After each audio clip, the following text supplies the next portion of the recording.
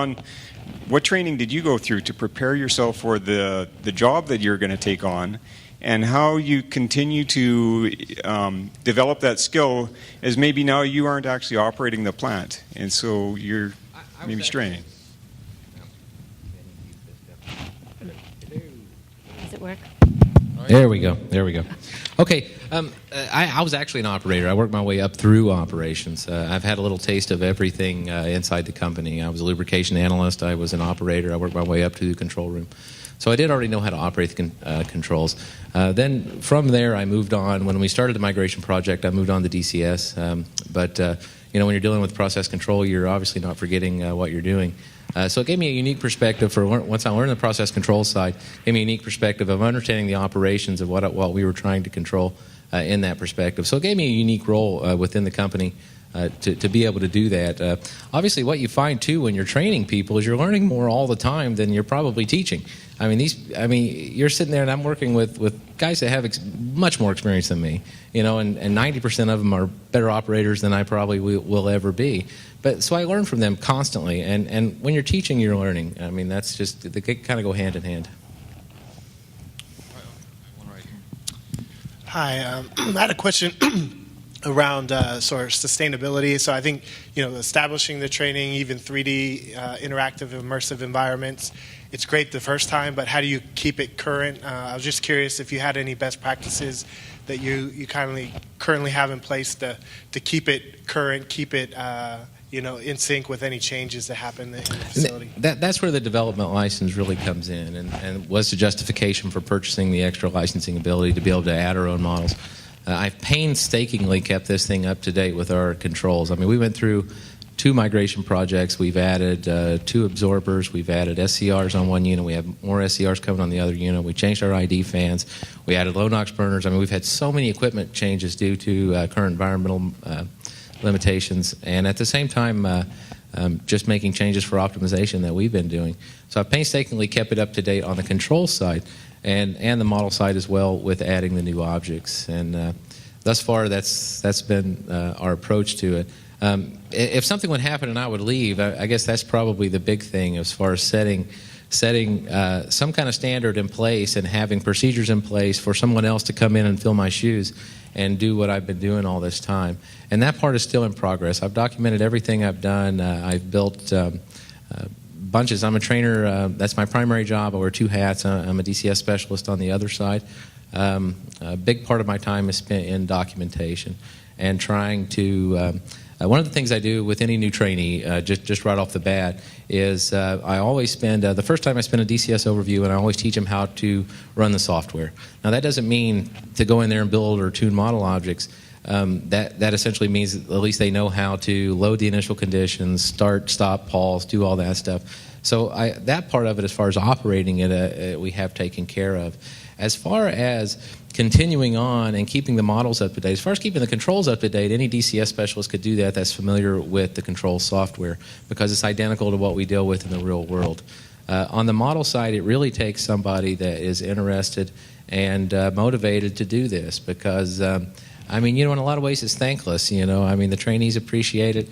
The supervisors certainly appreciate it. A lot of people do appreciate it, but they don't realize what you do, and they don't realize what you're doing behind the scenes to try to make this thing more realistic, and how you're adding and keeping it up, and how much work that is, and how much time I spend at home, making my wife angry because I'm working on work instead of just hanging out. So.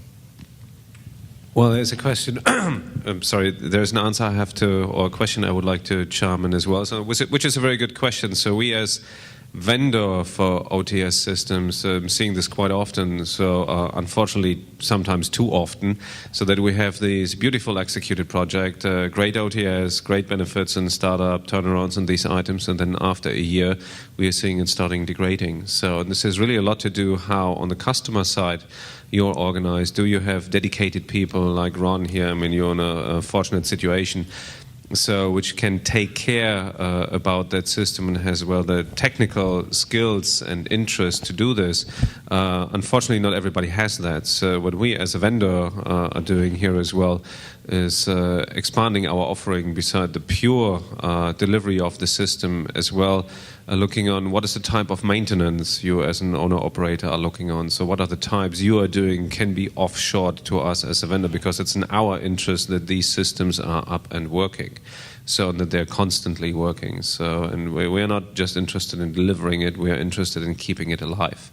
So we have here a variety of options, so which can be discussed, but this is a very important question. And so how do you sustain the investment we have done at the beginning? You've got the benefit, but how do you make sure that you got still benefit a year later, 2 years later? And as you mentioned, I mean, there's always something happening on the system, so who's taking care of it? Yeah, so when you had indicated whether or not simulators are making us smarter, I shook my head no, but I want to qualify that, actually. Okay, good.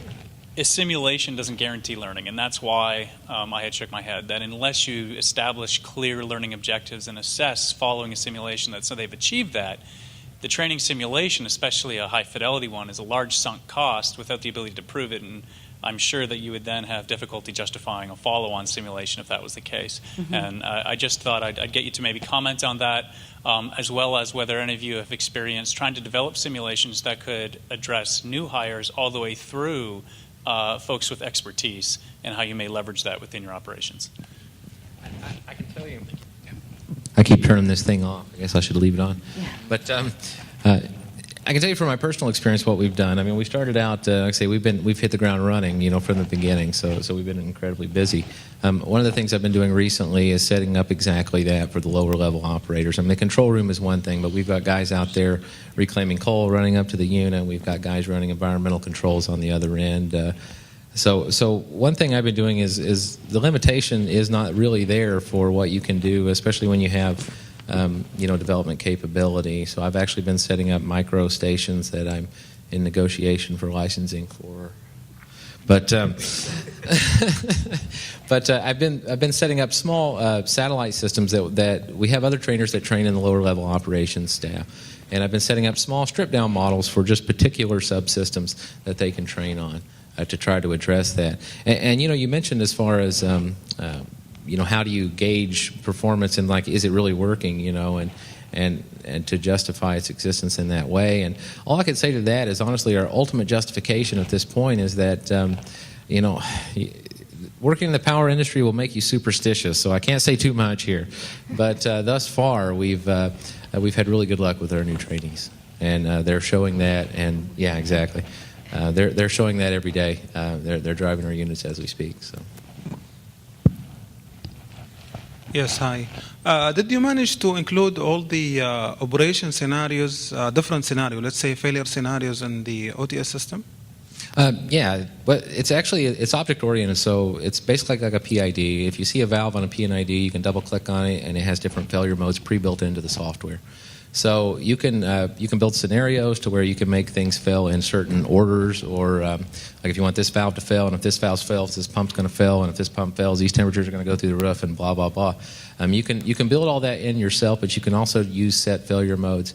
A lot of that, as far as the standard failures, the most common trips that we saw, we had done in the factory before we accepted delivery.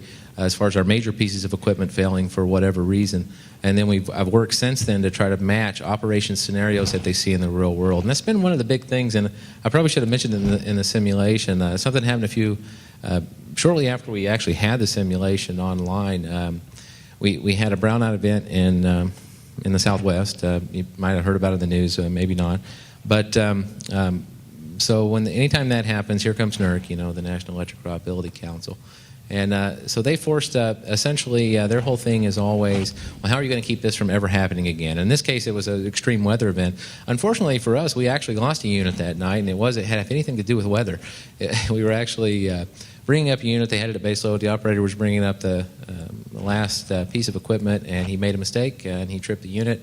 It just happened to be coincidentally on the night that we had lost 6 other units in the state, which created a shortage on the grid and some major problems. So then NERC comes in, wants to push the training. So the way we did it is I mimicked that scenario on the simulation. I mimicked the exact situation that the operator was dealing with, And we basically rotated all the control room operators through there, all the supervisors, and made them try it over and over until they got it right, essentially. And so that's been one of the real good benefits that we've seen, is that if we see a failure in the real world, we can build a scenario to mimic that situation, and then have the operators just try it and say, okay, if they mess up or do what they did the first time, so you can pause, you can stop, and you can say, okay, you just made a mistake. What can you do different to make it work this time?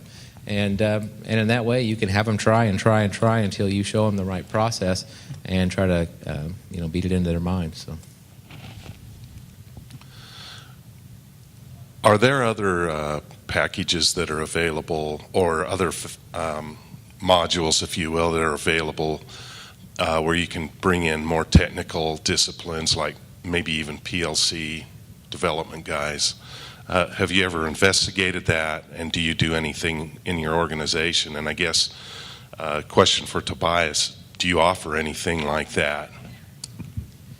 So, when I understand right, so the question is, how do we, for example, expand our OTS capabilities to the PLC world? So actually we have emulations of nearly all control systems, and to a certain extent as well for PLC systems. So, and from the perspective of the tools which are underlying and which are being used, they are scalable. So you can make a full-blown OTS, like in this case, or in some of the other cases we have, but you can do as well a very stripped-down item of just a process unit and just a certain section of a plant. And then we can as well, our architecture is that open that you can hook in either a control system or as well a PLS or whatever you want. So, I mean, from that perspective, our architecture is adaptable and open to that.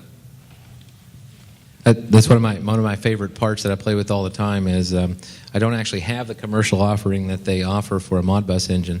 And with Modbus, you can talk to almost any PLC out there on the market, whether it's Modbus TCP or. But they do have that as an offering. I've been using an Excel engine because I have an Excel engine interface with using Modbus ActiveX controls. Hi, I'm Dave Hokinson with ExxonMobil Chemical, and first of all, Ron, your training is best I've ever heard. That's the best system. I'll probably make it sound better than it really is. No, well, I'm incredibly impressed. About 15 years ago, I ran a project that did the process controls in a Singapore new aromatics complex in Singapore, and we ended up buying about 5 or so training simulation for 5 of the units out of the 16 we put in there, the more complicated ones. And we actually ended up keeping it up for about 2 or 3 years because we had the turnover that you experienced, and we actually had people who were there, but it still died off after a certain period of time, which is what we've seen. The main thing I have for his question for Tobias is that when I first started many years ago with Exxon, we were about rolling out these simulation systems for about $500,000 for a particular process unit. When I did the manage a project in the mid-90s, it was about the same price. And I understand today it's roughly about the same price. And it seems like the one thing that has not come down, I mean, we're doing execution of APC projects that are about 1/10 even the cost of the were about 15 years ago. We've seen computers, of course, come down in price dramatically, but training simulators seem to have been about the same price. Is that right? Well, or I'm sorry. Yeah, but we are still poor. Sorry for that. So it was a good.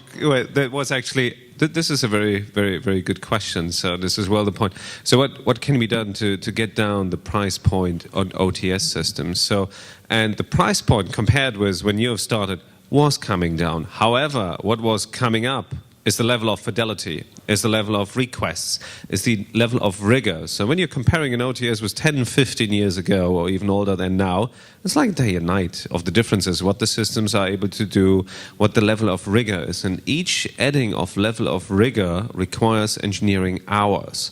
So and we are working very hard in our development and our R&D to see, okay, how can we make, and it doesn't mean that we're making the user smarter, but how can we make the system smarter? So we are really going now after to say, okay, how can we reduce the amount of mouse clicks?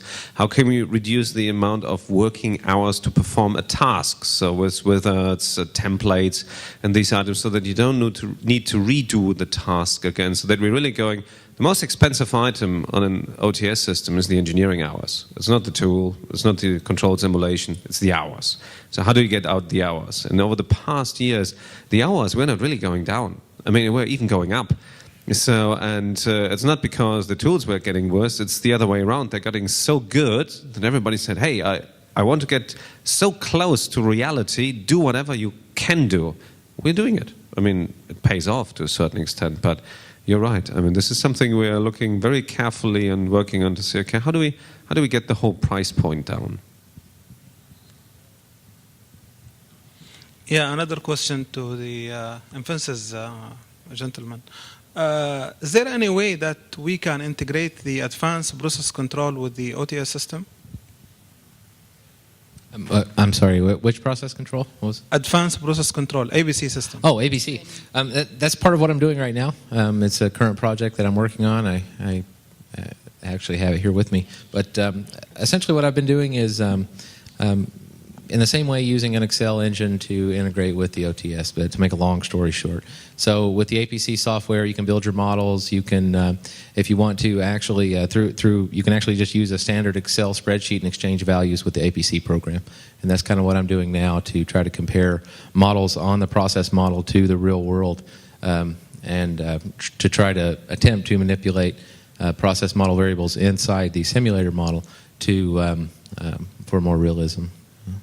And plus, we've toyed with the idea of using it to kind of get an advanced idea on what we can expect out of models that are going to be developed out of the real unit. But I haven't been able to convince anybody that that's a good idea just yet. I have convinced them that before we go live, they will let me build some models on the simulation and compare them to what we end up with on the real world as kind of like an advisory link before we actually have the thing making changes. So if you give me your information, if we do that, I can share some results with you. So as a vendor, yes, we encourage that, and we are doing it as well.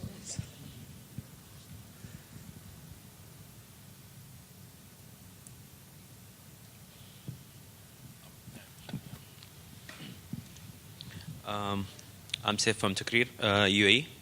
We have two different vendors doing two different sites, sorry. Yeah, okay. We have two vendors doing two different sites. One is yours and the other is Honeywell. And none of them yet finished their simulation. I don't know, they have some showstoppers according to our requirements. But just now I heard that in the simulation, he had some physical things. You said input and output should be there or shouldn't be there. Because this wasn't in our scope. And we didn't thought about it. Are you talking about using like physical buttons, like when I was talking about? Because you want to play with the flow and the switch on off. We have this scenarios on the trainer's station where he can play around and manipulate each unit separately, each module separately, and they make the trainee suffer to solve that problem. Okay, but you mentioned that there's the physical things.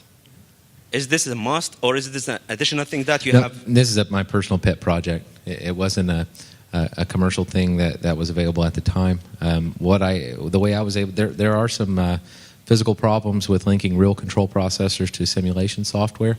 The way I got around that was by using a Modbus interface and basically running real time on the simulation to where if there's a little bit of lag here and there, it doesn't bother me that much. So I don't do any kind of like process independent where timing is really important. But to use it to control some lights and real buttons and real generator sync scopes, it's going to work great for that. So I mean, we're always positively surprised what our customers are able to do with our software, specifically if it's completely outside what we originally thought. So, and we have an open architecture here, and if you are capable of doing these items, we are of course in support of doing this. But this doesn't mean that we are offering this as part of a project or supporting it from a technology perspective when you're running on issues. So we stay quite into the specifications we agree on. So when you want to work outside that specifications, we need to talk about that and to understand what are the details you want, why do you want to achieve this, how do you want to achieve this, how can we ensure that it's sustainable on the long time. And again, not everybody has someone like Ron on site who can then take care of the system himself. So